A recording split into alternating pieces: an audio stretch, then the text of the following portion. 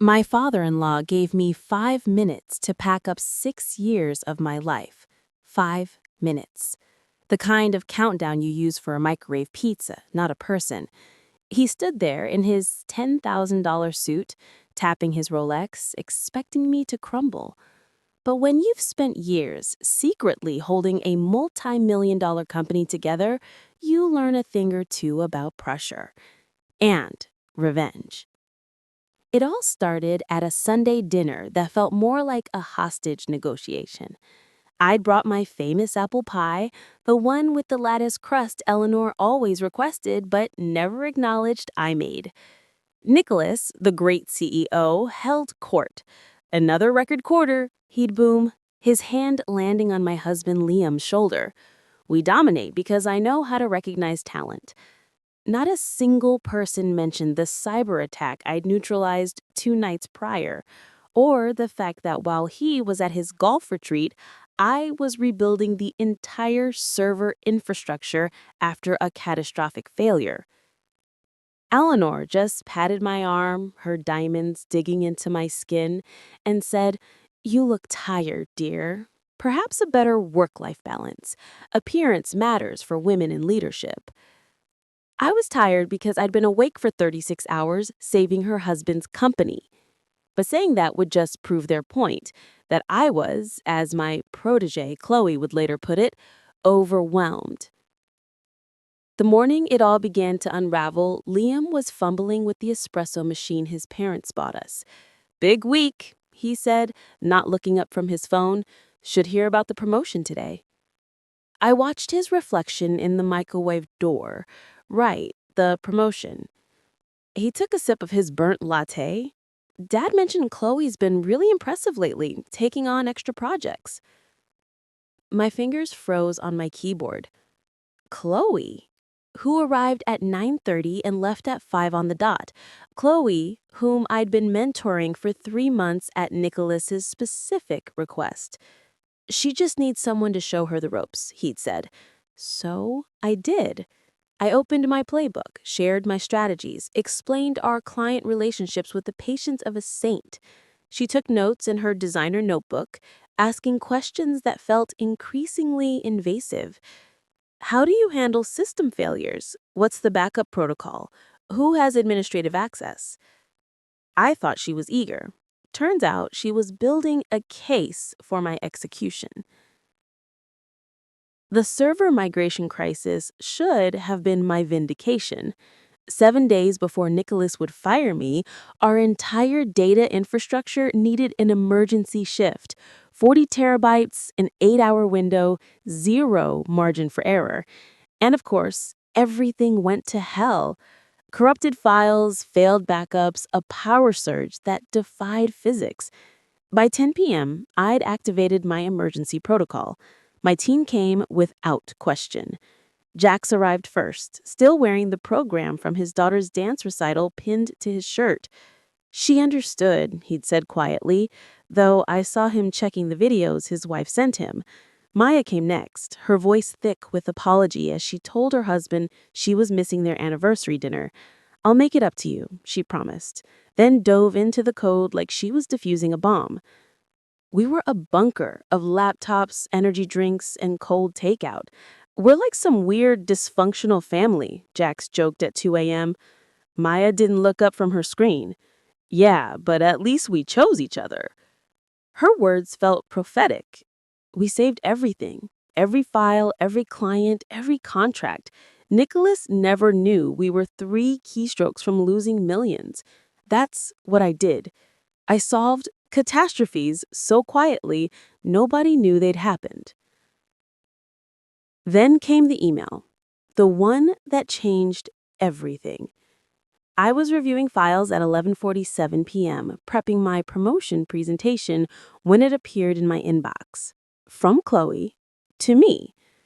Except it wasn't meant for me.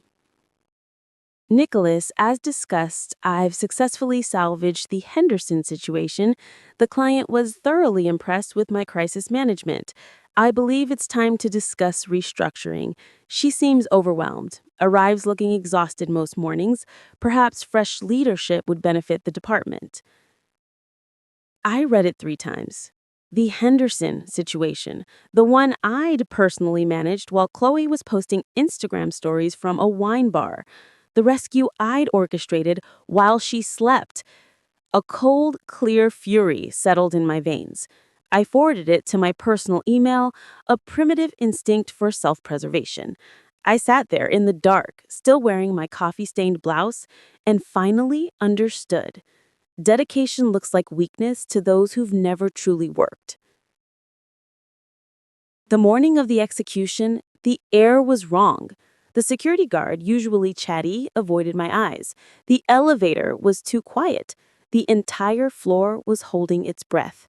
I walked into the boardroom to set up my presentation, the one detailing our department's 300% efficiency increase, and found Chloe in my seat. Her laptop was open to spreadsheets she should never have been able to access, my department's confidential budget projections. "Oh, good morning," she said, her voice dripping with saccharine sweetness. "Nicholas asked me to review these before the meeting. You don't mind, do you?" The question wasn't a question. We both knew it.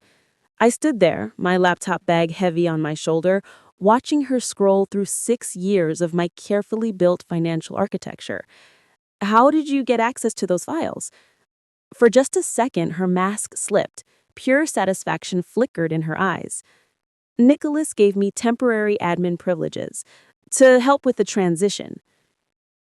Transition, the word hung between us like a death sentence.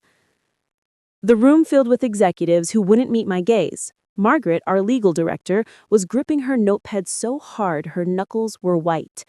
I started my presentation anyway, clicked through slides of our achievements, our wins. My voice was steady, even as I felt the room's energy curdling. "As you can see, we've exceeded every target by..." The door didn't just open, it exploded inward. Nicholas stood there, his face a dangerous shade of purple, his tie crooked. He crossed the room in 3 strides and slammed his palm on the table. Coffee cups jumped. "You have 5 minutes to clear your desk." The words didn't make sense at first. I just stood there, the presentation clicker still in my hand, a graph of the millions I'd saved the company glowing behind me. And that's when I saw the choreography of it all. Why Chloe had my files, why everyone avoided eye contact. This was planned, orchestrated. I had been marked for execution, and I was the only one who didn't get the memo. Chloe leaned back in my chair and examined her manicure with the satisfaction of someone admiring their own handiwork. She thought she'd won. But 20 years in tech teaches you one thing. The moment you think you've won is when you're most vulnerable. I saw David from finance frantically tapping on his calculator. I saw Margaret typing on her phone with shaking fingers. They understood something Nicholas and Chloe didn't. Something about contracts and clauses and the very expensive difference between firing someone privately and publicly humiliating them in front of witnesses. I set down the clicker with deliberate calm. My grandmother's voice echoed in my head, a woman who survived the Depression. When they expect you to break, that's when you stand straightest. I looked my father-in-law dead in the eye, and I smiled. I said, "Thank you." The words were clear, genuine, because in that moment I felt something I hadn't expected. Relief.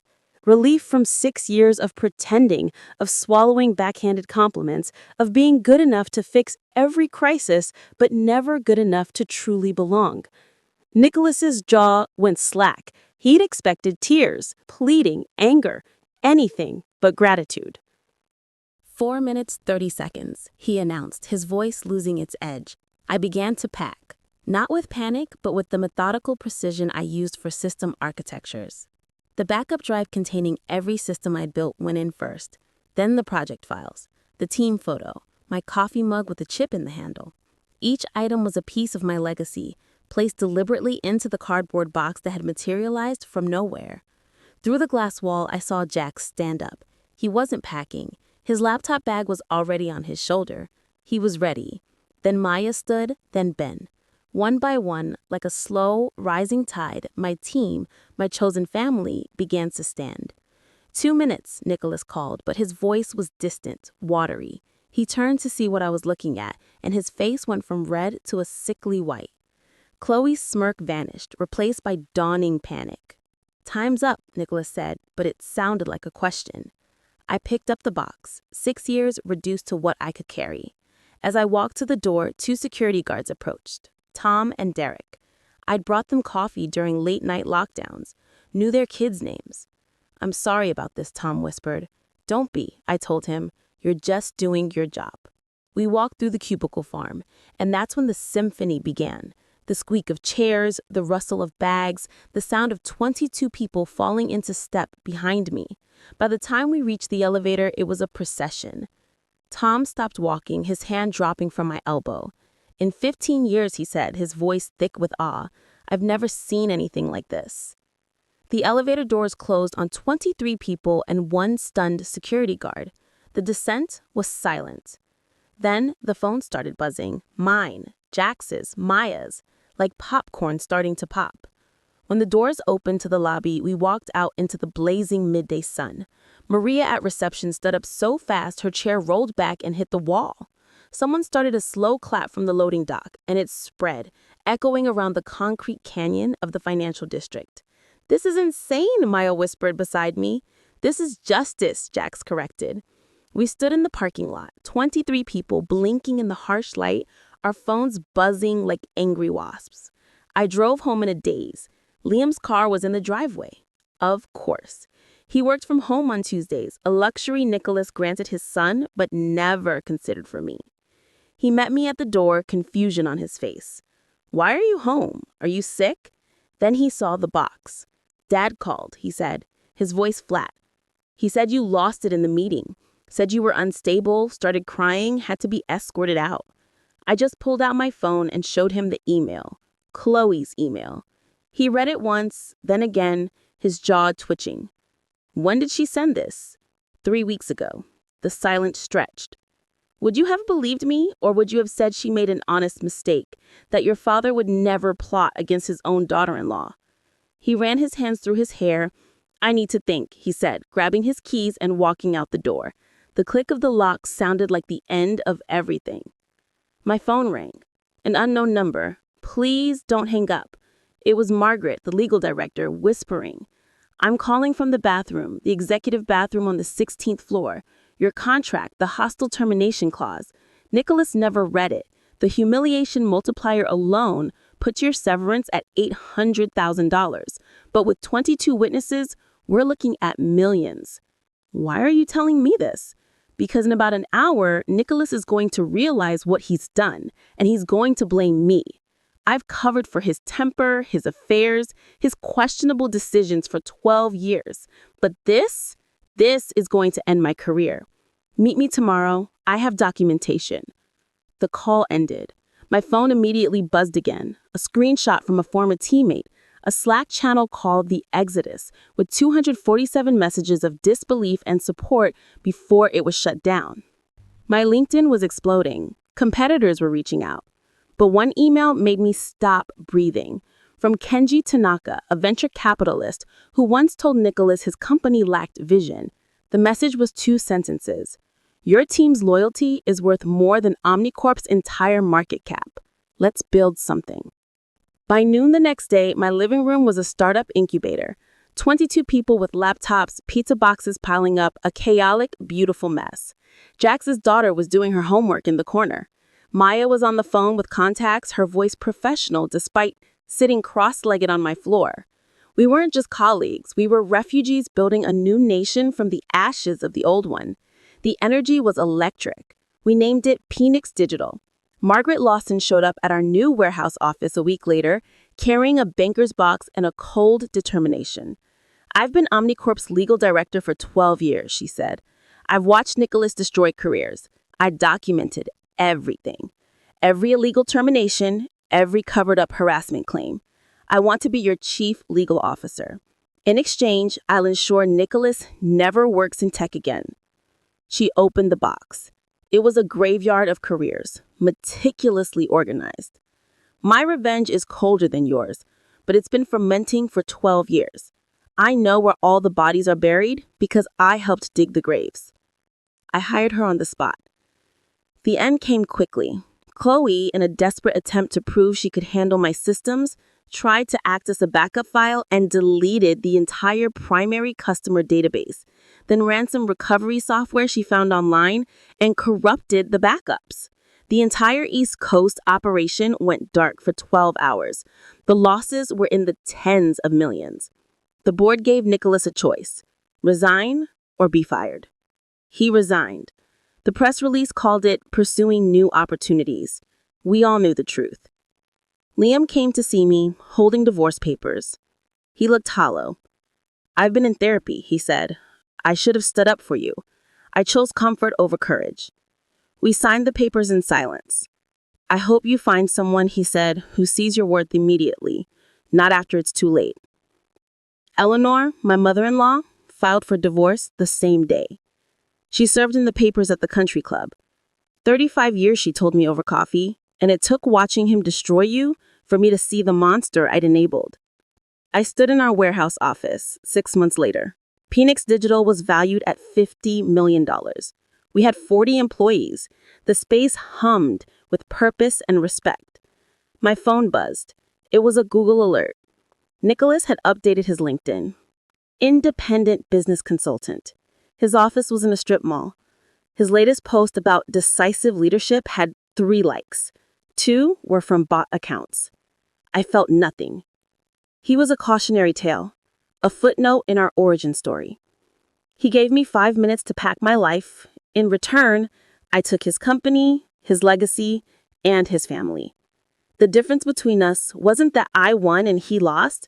It was that I learned 5 minutes could build an empire, while he was still trying to understand how 5 minutes had destroyed his.